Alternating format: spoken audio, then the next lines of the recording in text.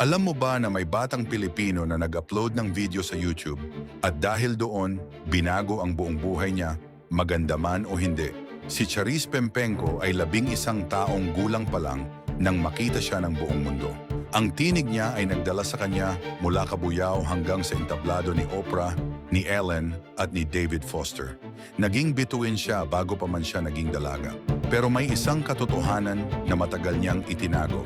Noong 2017, inihayag ni Jake Cyrus na siya ay isang lalaki. Hindi na siya ang Charis na kilala ng lahat.